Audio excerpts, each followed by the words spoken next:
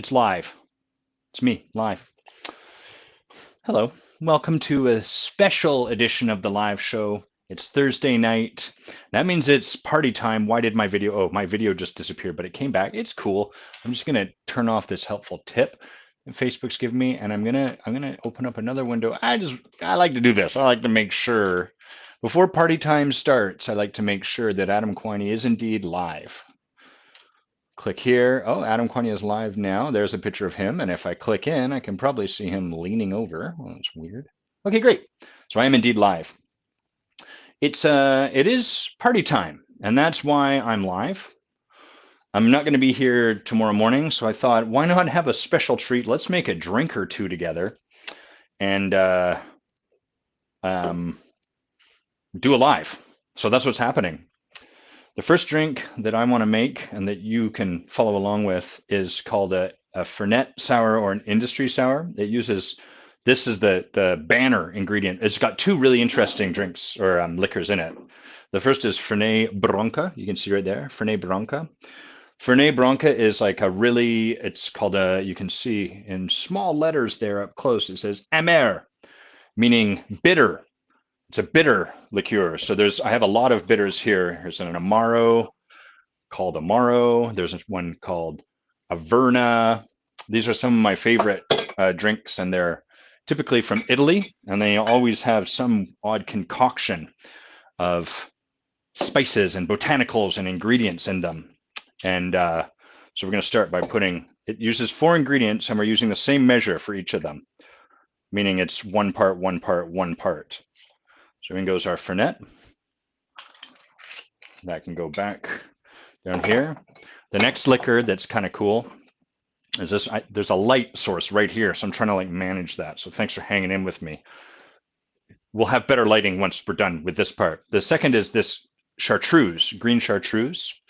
And chartreuse is part of, chartreuse, I think, is Chartreusian monks. So there's actually 2 liquors they create. The first one's called yellow chartreuse, and then the second one's called green chartreuse. Green chartreuse is a pretty potent booze. You can see there, it's like 55%. Let's get that in there. It's going to be a fun time here on this live. This tastes quite herbally. It's an interesting, a little bit sweet, kind of a herbal, you could think almost a little medicinal. This is part of a lot of these kind of liqueurs. Here's another one I'll show you. This is called Benedictine. It was created by Benedictine monks. This also has that herbally kind of quality to it. So that's a very cool liquor. Next, we're going to put in some lime juice. So lime juice is going to give us a sour flavor. So we've got bitter, we've got sour. The chartreuse, as I shared, is a little bit sweet. In goes the lime juice. I'm going to stick that down here in the bar fridge. And then the last ingredient is something my lovely wife makes for me. This right here, which is simple syrup. It's just equal parts water and sugar. Heat it up together until they form like a syrup. And that just gives us a bit of sweetness to counteract that lime juice, because lime juice can get a little bit sour, a little bit bracing on its own. All right. Got our Boston shaker. We're going to give this a shake.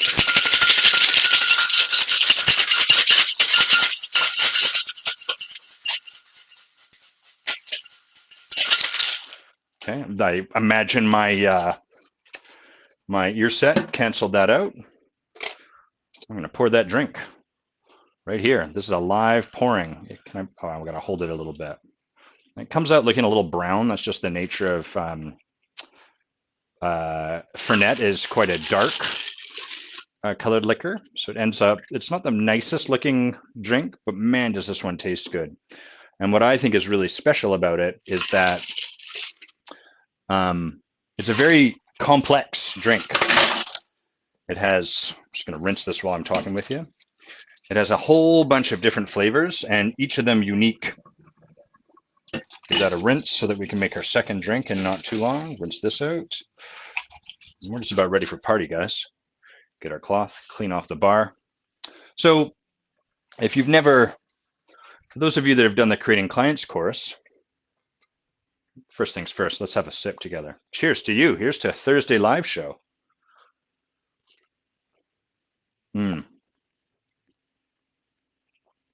That is a good drink. So expand this a little bit so I can see if I'm getting comments. There's 0 comments yet. That's excellent. I think I'm doing my job if I get no comments. For those of you that have been a part of the Creating Clients course, you'll recognize this area I'm in. This is the pub that exists in my house. Literally, there's a pub here. And when we were looking at this place, considering buying it, I thought to myself, the realtor told us, this place is kind of cool. It's got a pub in it. And I thought to myself, we have looked at like 50 million crappy places and none of them are good. I'm not going to be fooled into buying a house that sucks because it's got some kind of stupid pub. And I was thinking, like those pubs, the mirrored walls in the basement that someone set up from the 70s. And much to my surprise, there's this amazing, ridiculous pub that exists. It's all set up like these are authentic pulls. You could set up casks for these. I don't know how to do that. And I don't drink as much beer as I used to. So I don't do that so much. But there's like a lovely couch over here. There's a dartboard there. It's all set up like a pub. It's really crazy. And so that's where we're doing this live show from today. I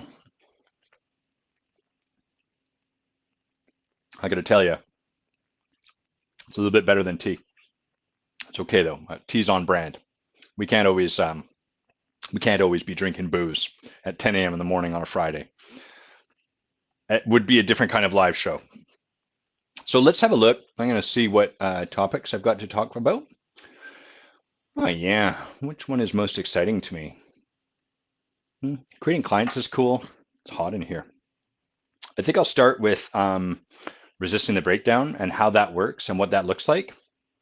Because I just see this all the time in human behavior, just a constant thing. It kind of goes this way, and it's really quite innocent. It's never something that people do out of malice or because they're dumb or anything along those lines. And in fact, resisting the breakdown is kind of like our human tendency. It's what we do automatically, whether or not we're aware of it. And what happens when we're resisting a breakdown is we actually genuinely believe we are solving the issue, the thing that ails us.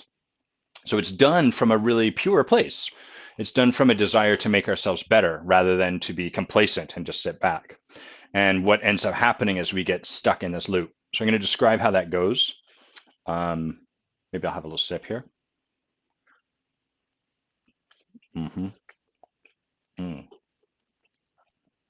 So let's imagine, I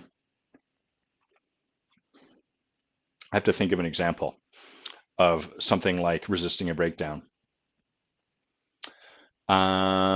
What's something I've seen people share?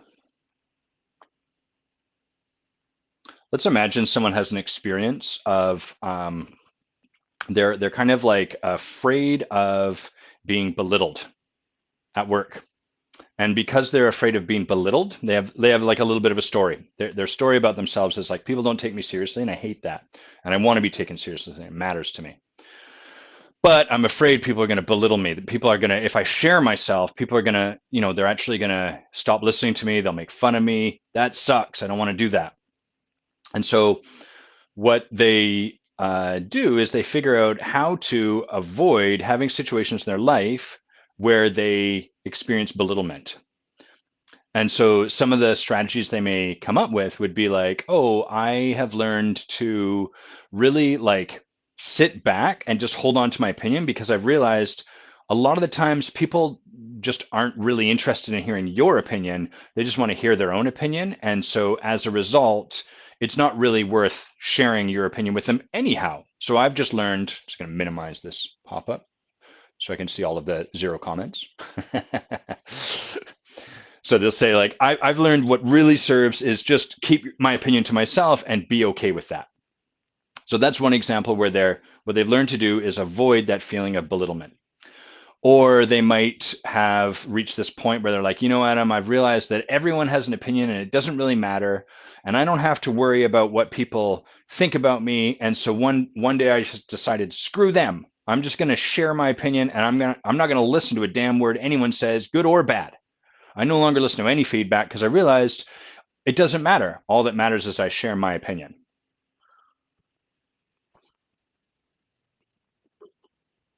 So these are two strategies that are both rooted in dealing with the problem this person has, this fear of being belittled. One, they can withhold their opinion, hold it back, and that way they never venture an opinion forward, and then people never belittle them for it. The other is that they almost like armor themselves. They decide, fuck you, I'm not going to listen to anything you have to say, and that way there's no risk of me being belittled, or if you do belittle me, I don't have to let that in. I don't have to care. So they kind of become Teflon. And this is kind of an example of people believing that they've resolved something, they've created a breakthrough, they've solved something for themselves. Oh, it feels so good. I've finally done the thing. I've overcome it. I no longer fear belittlement. What's actually happened is rather than create a breakthrough, they've made their whole life, at least in this kind of area and all areas where this fear shows up, they've made their whole life about avoiding belittlement. It's sort of like if you and I got into a car and we were going to go on a road trip and I said, "Where do you want to go?" And you said, "Well, not Victoria or not England or wherever you are." That doesn't give us very much to go on, right? We're going to be like, "Shit, okay, not England, not Victoria." And when you let that be the direction you're taking, what you end up tending to do is orbiting around the thing that you're insistent on not doing. Because the energy of not Victoria is still attached to Victoria. The energy of not feeling bad about being belittled is attached to this fear of being belittled.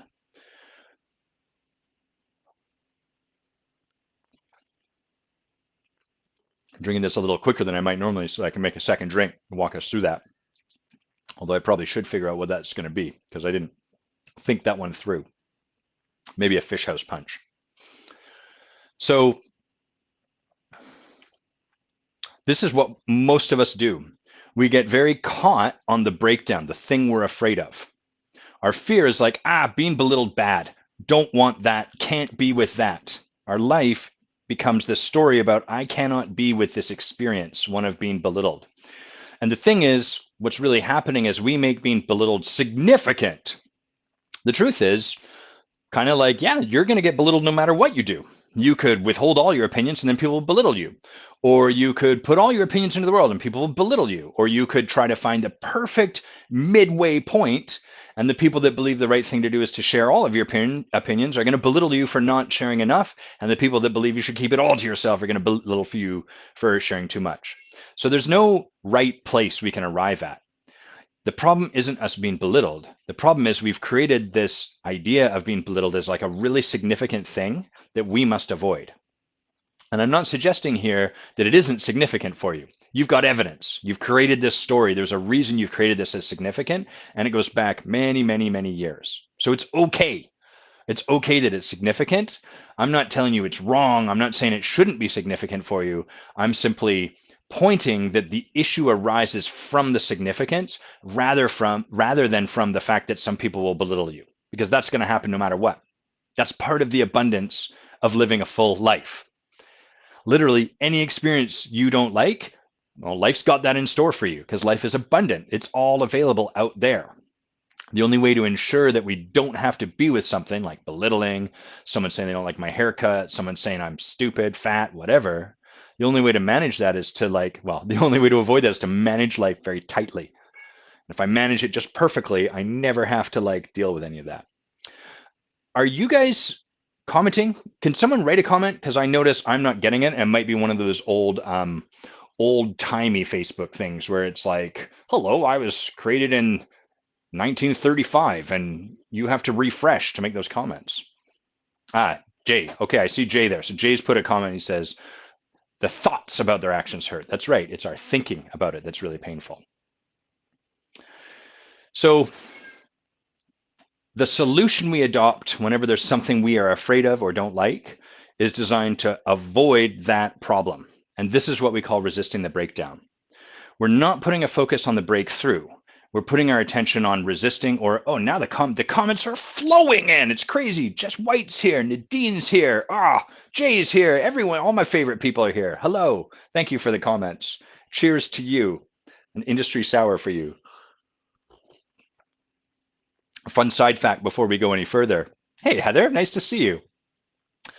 Um, if you if you order, this is called an industry sour, or the other name for it is a Fernet sour. And the reason it's an industry sour is because this beverage, Fernet, is incredible. It's probably the most bitter of the Amaro. And so in the bartending industry, doing a shot of this is called the bartender's handshake. It's sort of like it's a drink that bartenders tend to really like, and a lot of other people eschew it. They're not a fan of it. So if you go somewhere and you order an industry sour, people will be like, this person knows what's up. I went somewhere in Portland and I ordered it, and the guy didn't know what it was, and I gave him the directions. I told him like, oh yeah, it's this, this, this, this. Do you have these four ingredients? He's like, yeah, totally. And he started making. He's like, huh, industry sour. That makes so much sense. And then he did what's called a straw test. He made me the drink, put a straw in it, tested it, and he was like, oh yeah, it makes a lot of sense. That's cool. So I got some cred. So if you want to build cred at a bar, like a bar where the bartender knows his stuff, order the industry sour. Give it a try. Anyhow, so we've got this problem. People are going to belittle me. What do I need to do? I need to avoid that. And what happens is we ultimately make our life and all of the strategies we adopt about avoiding that breakdown, which is just like getting in the car, beautiful car, and then being like, okay, let's go anywhere but not Victoria. And what people end up doing in their lives is building on the idea of not Victoria. What that looks like is they might buy a nicer car and they might drive around a bunch in a circle. Not Victoria, not Victoria, not Victoria. And they might stop and get gas. And they might buy maps of all of the places that aren't Victoria. But in all of that doing, they've never actually chosen a destination to go towards. And so their energy is still inextricably linked to the very breakdown they're trying to resist. And this is what almost every single kind of strategy or solution or change that we try to affect in our lives is rooted in. And this is why transformation eludes us. This is why we can create short-term change, but we can't really create the transformation we crave. That's because all of our energy goes into resisting the breakdown rather than actually creating the breakthrough. So let's look at those two solutions that we've adopted to deal with belittling and see how that holds forth. The fear about being belittled is in the way of some experience someone wants. Like, yeah, we don't want to be belittled, but what is bigger than the fear of being belittled that this person really wants in their life? Is it an experience of like being able to express themselves fully, regardless of the people they're around? So maybe what they're really wanting to create is full expression. Or maybe what they're really wanting is like this deep experience of connection with people. And they notice when they're around people, they hold themselves back because they're afraid of being belittled. So connection feels elusive. So the first place we want to look is like, where does someone actually want to be in their life if this thing that they're avoiding wasn't even a consideration? That's kind of the conversation where I sit in the car with you and you tell me not Victoria. I'm like, great, let's imagine. So we'll take that as granted. Now, where do you want to go in your life? The trouble with not Victoria is maybe you have to drive through Victoria to get to the place you want to go to. And as long as you're insistent on not going to Victoria, you make everything more complicated for yourself. This is what happens ontologically when we're resisting a breakdown. All of our attention gets thrust into the breakdown we're trying to avoid, and we can't visualize, we can't get clear on the breakthrough. So let's just make something up for this person named Reggie, because that's what they're always called, and say Reggie really craves the opportunity to feel fully expressed. They come into our work with them and they're like, Adam, as a leader, I'm always holding myself back and I hate it. And as we start to look, one of the complaints they keep bringing up is, oh, I was in this meeting and like I was afraid of people belittling me. So I created a solution so that I don't have to worry about that and then I can fully express myself. My solution is I just withhold my opinion and then it doesn't, I don't have to worry about it because then they don't belittle me and I feel so free. Hopefully you can see that's actually not really very full expression, right? It's them actually withholding part of their expression from the world. The alternative approach of like, oh, I just share anything I want and I don't have to listen to people is kind of like a little closer to full expression, but sort of like in a vacuum. Part of us being fully expressed is we want people to like receive us. We want people to get us. We want to have an experience of like me expressing myself fully, but then you as another human being receiving that and interacting with me there. Otherwise, we'd all just go live in caves and be like, I'm so fully expressed. I say anything I want. It's amazing. That's not what we're going for. So that solution to just like bulldoze people and become Teflon and not care what anyone else says ever, that's not really what the person's looking for either. But given that they're terrified of this experience of being belittled, that's what they settle for. And so when we do this, what we end up creating is a life where we're like settling for something.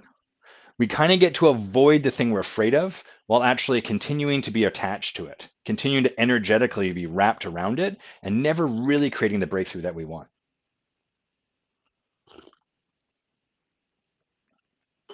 So, how do we work with that? What do we do about that? The first thing that I find really helpful is to recognize we're doomed. We're going to try to resist the breakdown anyhow. That's our human nature. If you are in a forest and there's a tree in front of you, you will unfailingly aim to cut that tree down so you can get past it every single time.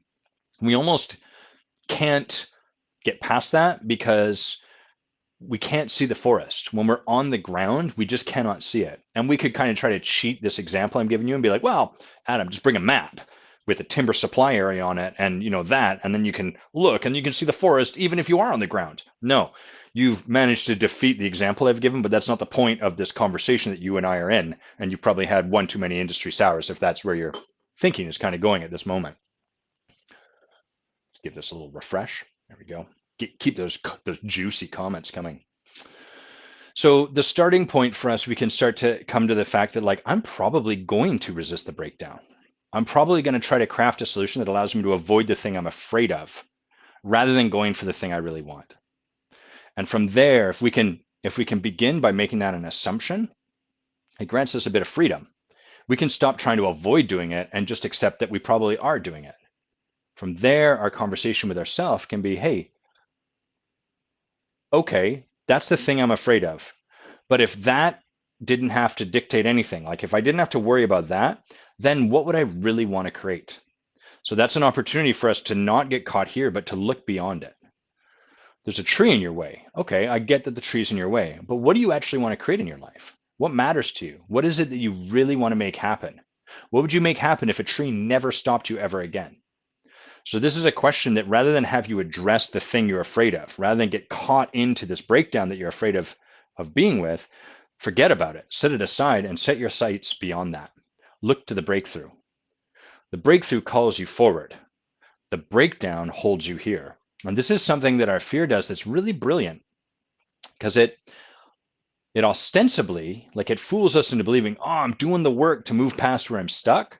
But simultaneous to that, it just keeps us stuck. It just makes our whole life be about fixing this thing. And we never have to move into what's really scary. We just get to keep over and over and over finding new and more creative ways to deal with this thing that's kind of scary for us. This, by the way, need a drink for this.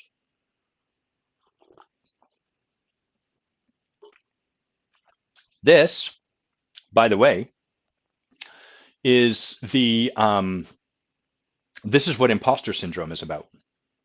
So imposter syndrome is where people are afraid they're going to come off as an imposter or that they might be an imposter, or sometimes imposter syndrome is spoken this way.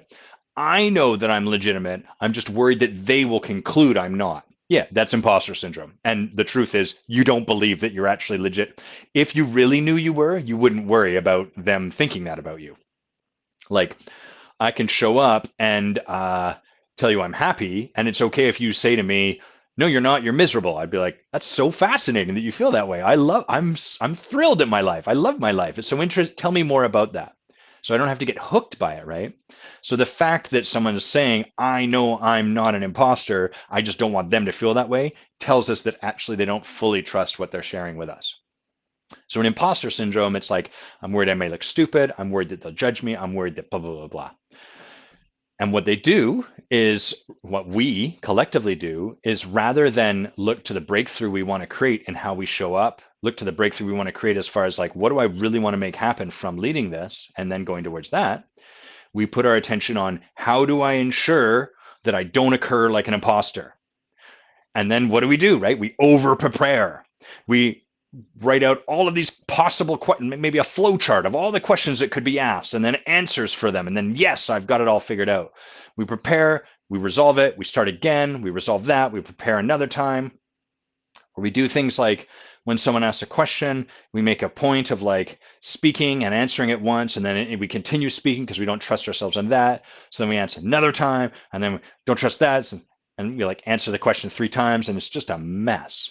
And again, just like sort of not going to Victoria, where people are left with is like this weird half vibe where they're like, huh, this person, I can't tell if they actually know what they're talking about, in spite of the fact that we've just put all this energy into proving that we know what we're talking about. New comments. I want to see these new comments. Yeah. Jay, if you've seen the rehearsal, he jacked one of my jokes, which was like improvisational humor in the form of a flowchart. Anyhow, so imposter syndrome is a great example where we do this. We resist the breakdown. We create our whole thing about how do I avoid the breakdown, when a much more powerful question would be, if I didn't have to worry about being an imposter, then what would I create? What do I want to make happen? What's the experience I want for myself, and what's the experience I want for other people? And putting our attention there and being willing to be seen in creating this experience as an imposter. That's okay. There's nothing wrong with being seen as an imposter. And in fact, if you're really doing your work and you're open to whatever, you're going to be an imposter. There's no such thing as a true master. So there's tremendous freedom in letting go of resisting the breakdown. And when we go for the breakthrough rather than the breakdown, life can really shift for us. It's friggin' hot in my office, so I'm probably gonna take one more of these topics. Let's see which one it'll be. Oh yeah, it should be honoring your boundaries, but I feel like I should get some ice, and maybe we're gonna make the next cocktail for that. Stay right there. I'm coming right back. I'm just gonna fill this mixing glass with a bit of ice, and you're gonna come with me. I'm going to talk about honoring our boundaries as I do this, and hopefully we're not going to lose my feed to my Bluetooth headset. We don't really know. Patching a treacherous cat here. The ice going in.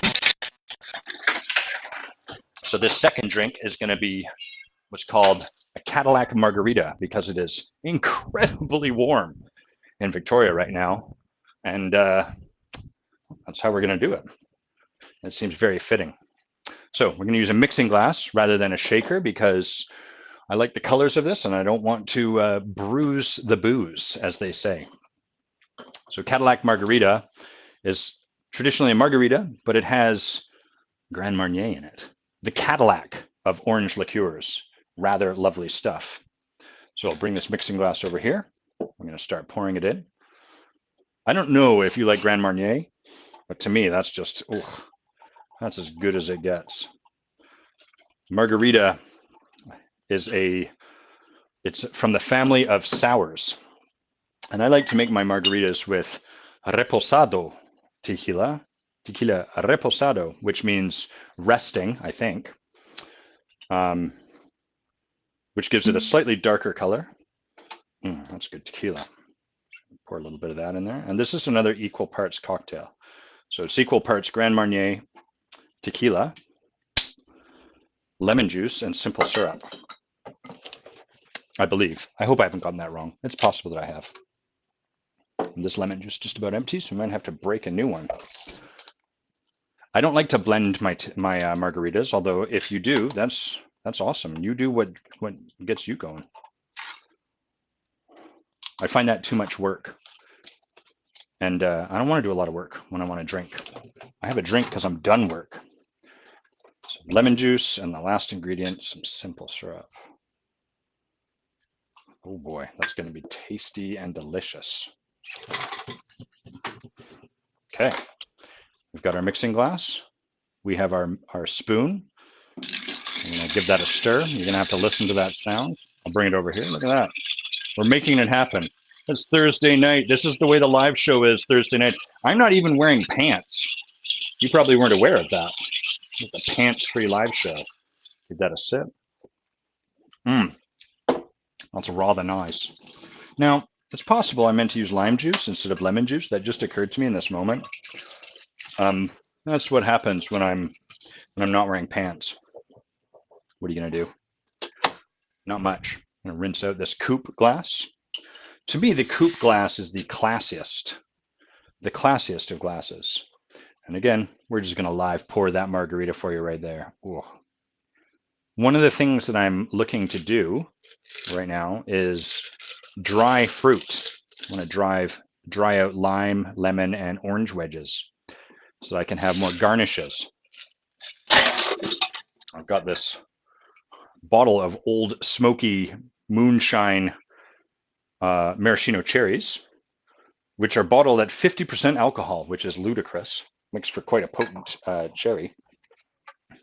We'll just rinse off this, wipe down the, it's important, good bartender wipes down their bar.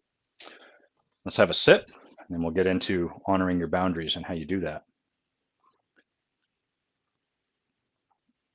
Mmm. Mmm. Damn if that's not good. Now, I do think that this was meant to be made with lime juice instead of lemon juice because it's a little bit on the sweet side. Lime juice is a bit more sour. And so when you're mixing drinks, you want to blend, you want to match the sour with the sweet. That's what makes for a good drink, a well-balanced drink.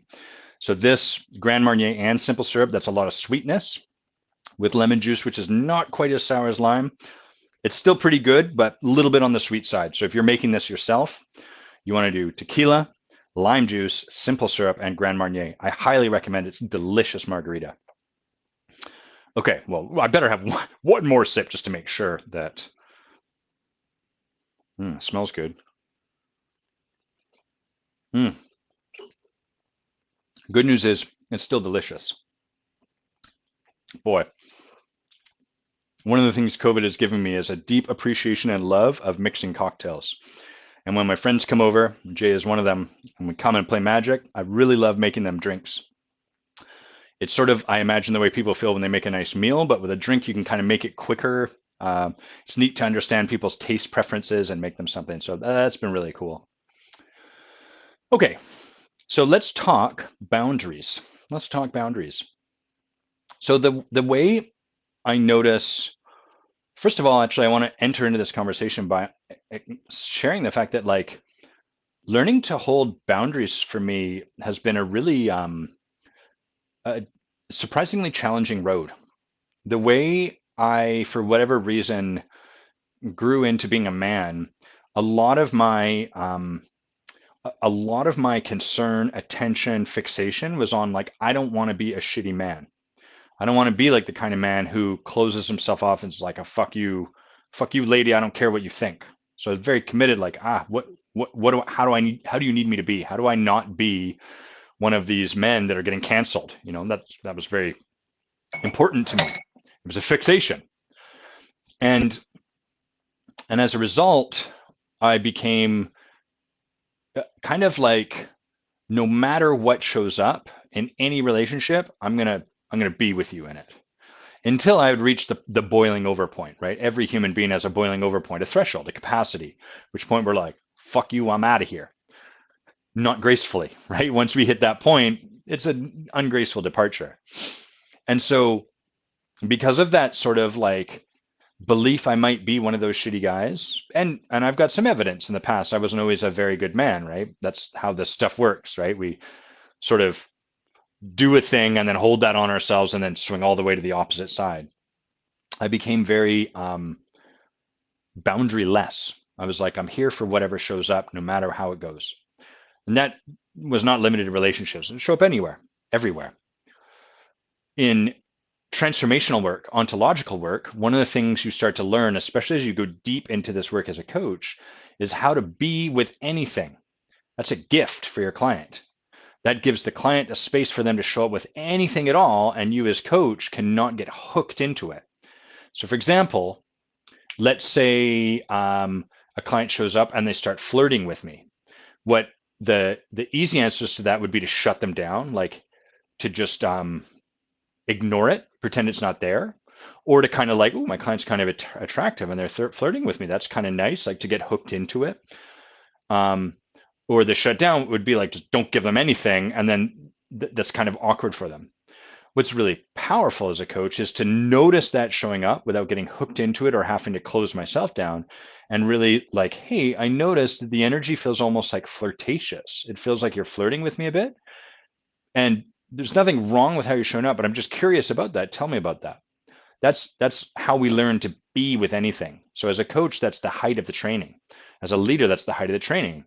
We develop the ability to stay open-hearted rather than to close down and to acknowledge what's showing up. It's easy to acknowledge what's showing up when your heart's closed, right? I could be like, stop flirting with me. But that's gonna occur like a punch to my client, right? So and that's what happens in most of the world, right? We in the corporate world, it's sort of like, stop doing that. Hope that helped. You get hit in the side of the head by the employee guidelines manual. It's very like a severance. Mm, mm, that's delicious. So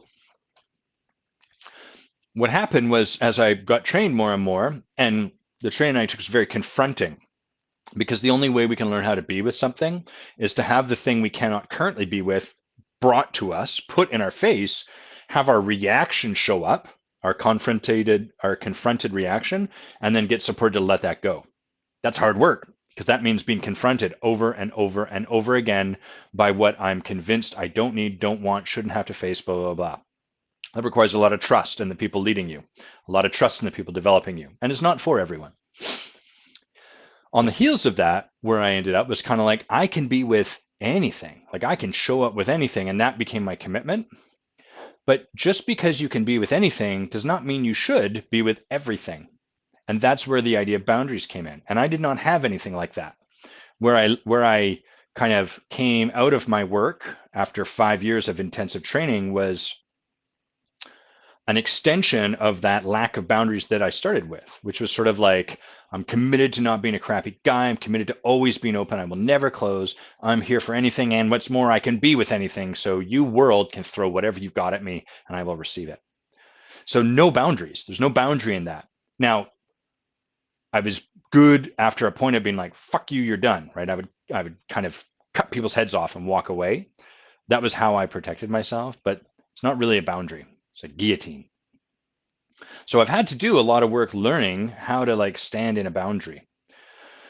And what I notice tends to happen when people create boundaries is this phrase that I'm about to say. I should have a drink first, a little sip.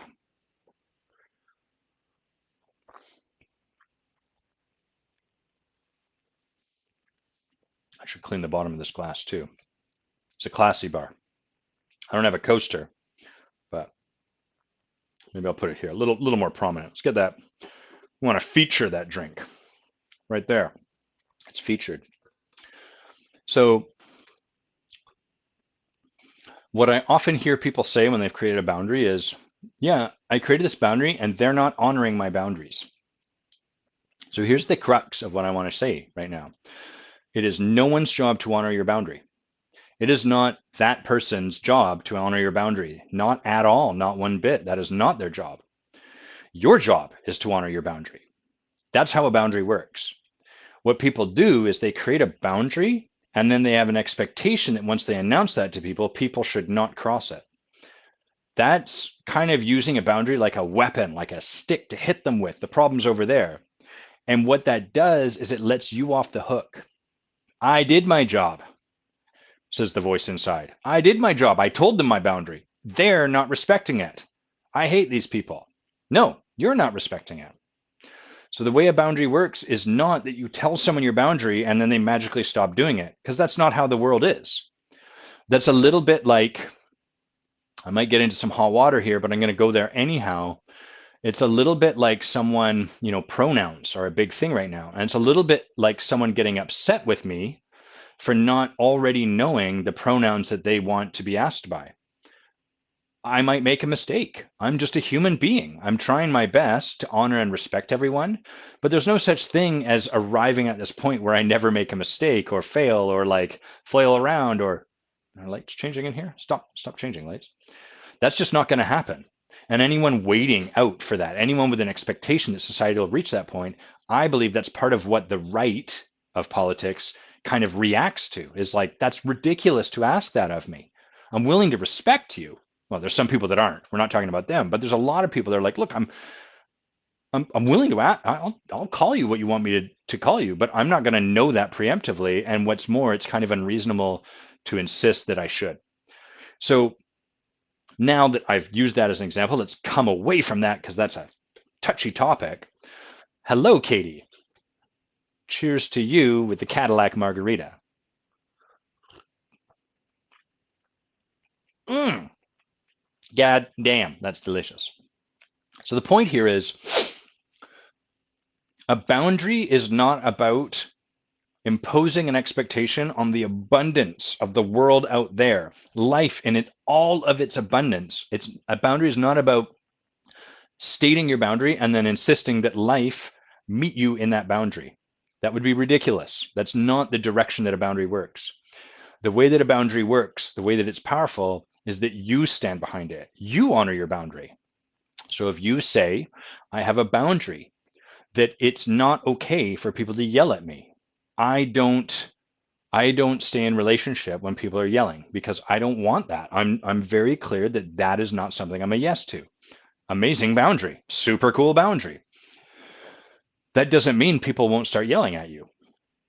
What it means is that when people start to yell at you, it's your job to honor your boundary. It's your job to say, hey, I notice that you're raising your voice, that you're starting to yell at me. I'm not going to, if you keep doing that, I'm going to leave. That's how this works. I'm committed to not being in relationships where that happens. This is why boundaries are hard at first, because we take the courageous step to announce it, and we want that to be enough. We want that to be all there is. We want it to be like, the world should respect what I tell the world. But the world's abundant. Hey, Raf, nice to see you, brother. The world's abundant. The world has everything. It has all the people that will respect your boundaries. It'll have all the people that will preemptively twist themselves into pretzel to make sure they don't upset you. And it'll have all the people that have no idea of your boundaries, but are genuinely nice people wanting to do their best by you. And it'll have people that'll be a fuck you to your boundary. And it'll have people that blah, blah, blah, blah. It's all out there waiting. And so as soon as you start to try to impose this idea, this notion that the world should honor your boundaries, that just by declaring you have a boundary, people should start to respect that, you are imposing a limitation on the abundance of life. And as soon as you start to do that, you're in dangerous, risky territory, because that's like trying to narrow life down to a tiny little aperture. That's a losing game. Look outside. There's a lot of life out there. There's a lot of experiences. And the real irony in that kind of exchange energetically is that when people set things up that way, what they're really saying, they're unaware of this, and it's not intentional, but what they're really saying is, I want to be as fully expressed as I need to be, but you should not.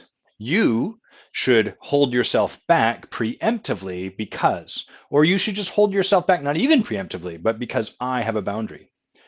So that doesn't make sense and it doesn't work. And it leads to a lot of frustration and people talking about things like gaslighting or like people not honoring the boundaries that are there. And actually what's happening is you're perpetrating your own victimhood.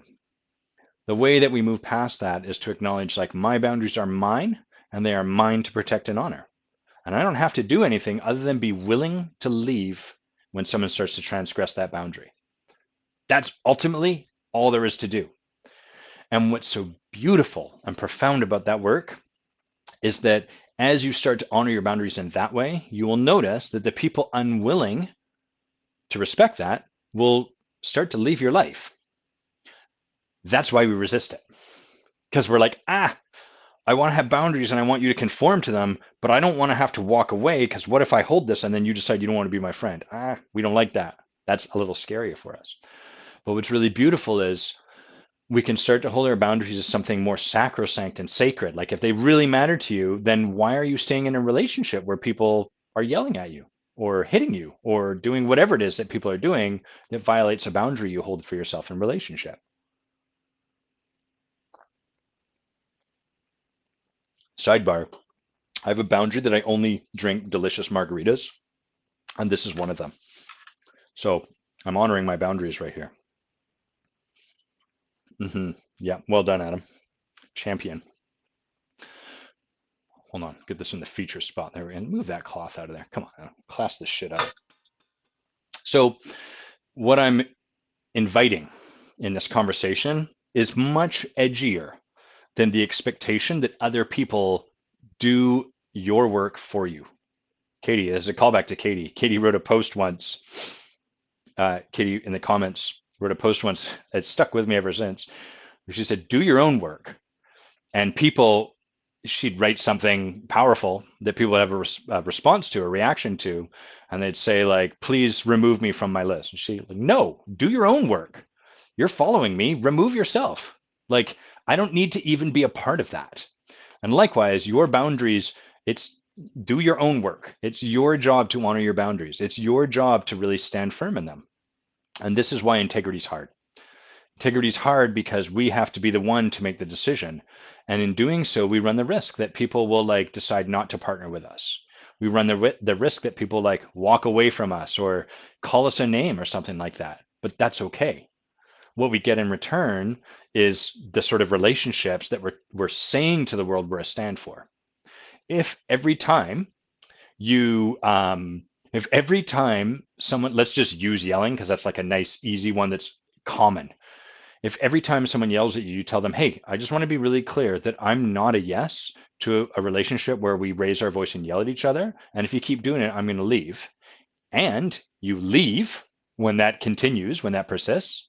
If you continue to do that, what you're going to discover is pretty soon the only kind of relationships you have are ones where you don't yell at each other. And that's going to be a beautiful thing. The cost to that is a willingness to say no to relationships where people are unwilling to shift. That no is not easy. We are trained out of no. As children, no is not really often given to us. We throw tantrums, we do this, and instead we are given the energetic teaching to quell our voice, to quash ourselves. And that's not because our parents are bad people. It's just because this stuff isn't common. It's not yet fully integrated in the zeitgeist.